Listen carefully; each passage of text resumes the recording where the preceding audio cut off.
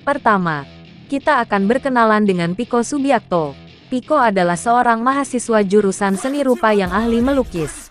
Untuk mendapat penghasilan, Piko meniru lukisan-lukisan buatan pelukis terkenal dan menjualnya. Kedua, kita akan bertemu dengan Yusuf Hamdan alias Ucup, seorang trader cryptocurrency, hacker, dan penjual barang-barang tiruan bermerek serta berkualitas tinggi.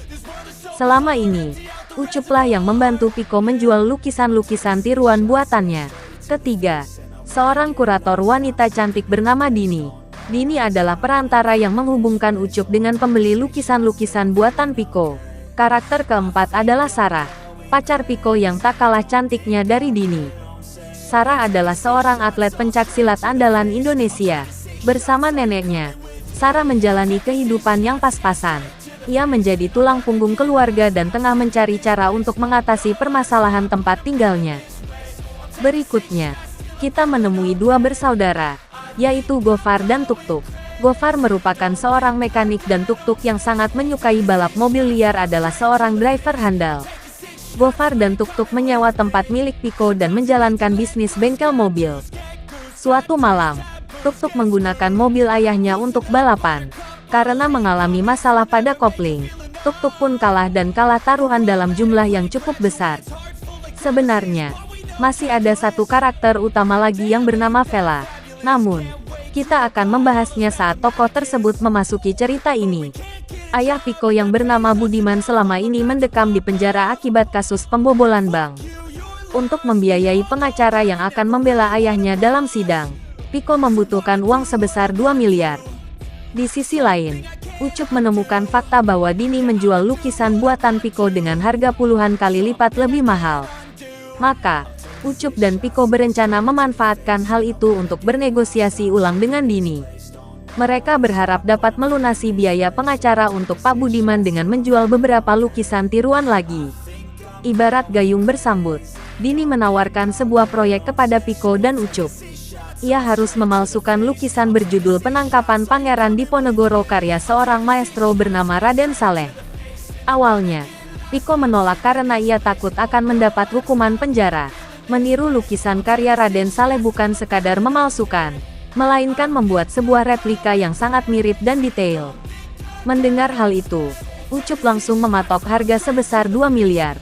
Anehnya, Dini langsung menyetujui harga tersebut dan memberi batas waktu 1 bulan bagi Piko untuk menyelesaikannya.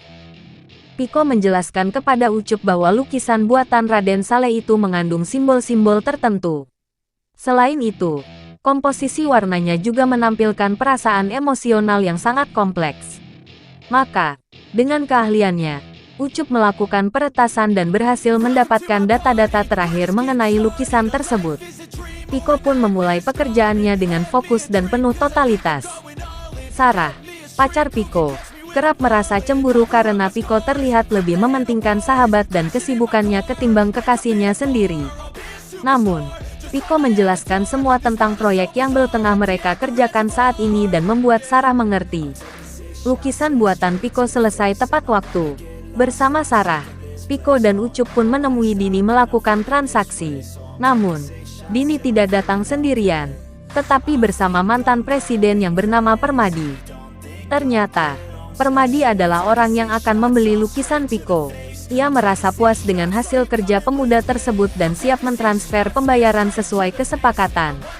Akan tetapi, Permadi memberi tawaran baru kepada Piko. Ia akan menaikkan pembayarannya menjadi 17 miliar jika Piko sanggup menukar lukisan buatannya dengan lukisan asli yang saat ini berada di Istana Negara. Piko segera menolak tawaran tersebut karena sangat berisiko. Sayangnya, Permadi mengancam akan membuat ayah Piko lebih tersiksa dalam penjara.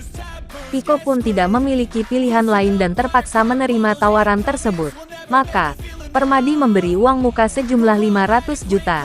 Selain itu, sang mantan presiden juga mengatakan bahwa lukisan itu akan tampil dalam pameran koleksi negara di Galeri Nasional 3 minggu yang akan datang.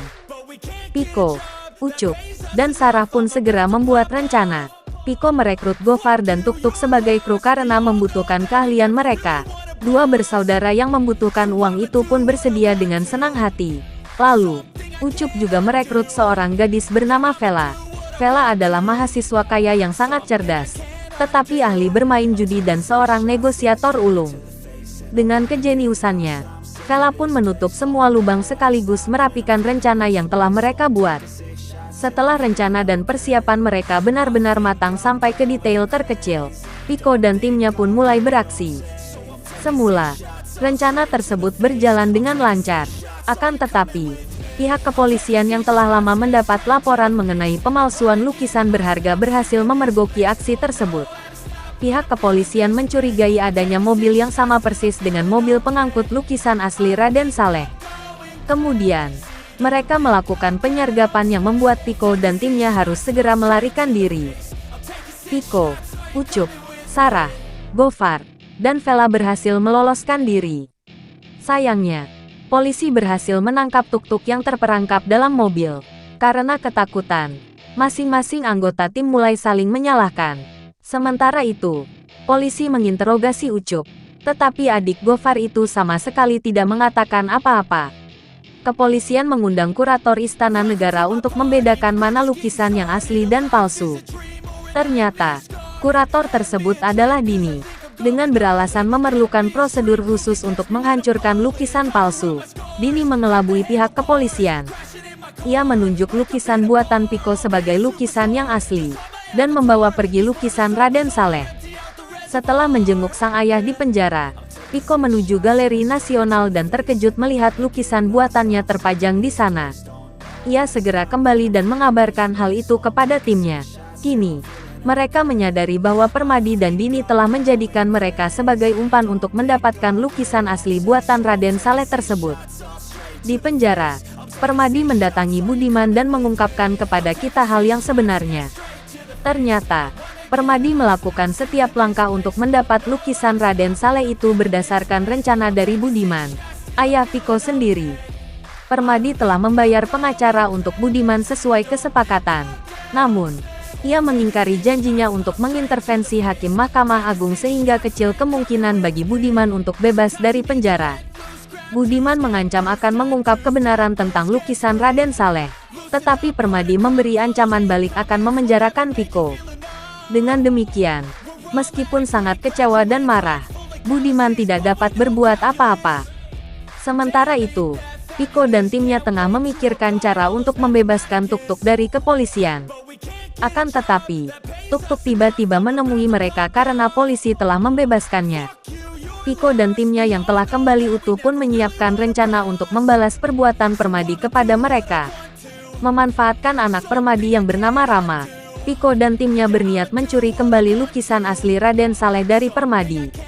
Sarah bertugas mendekati Rama dan berhasil. Vela membangun sebuah event organizer untuk menghandle pesta ulang tahun Permadi. Dengan begitu, Vela bisa menyusupkan seluruh anggota tim untuk memulai aksi mereka di kediaman mantan presiden tersebut. Pico dan Ucup menemukan lokasi lukisan Raden Saleh dalam sebuah paviliun di kediaman Permadi. Sayangnya, bom asap yang akan mereka gunakan sebagai pengalihan tiba-tiba macet. Maka, Sarah pun mengambil alih pimpinan aksi tersebut. Ia menyerang Rama dan membuat keributan dengan bertarung melawan pengawal Rama. Memanfaatkan pengalihan tersebut, Gofar mengaktifkan bom asap secara manual sehingga Pico dan Ucup berhasil kabur membawa lukisan Raden Saleh. Seseorang bertopeng menyerang mobil Pico dan Ucup.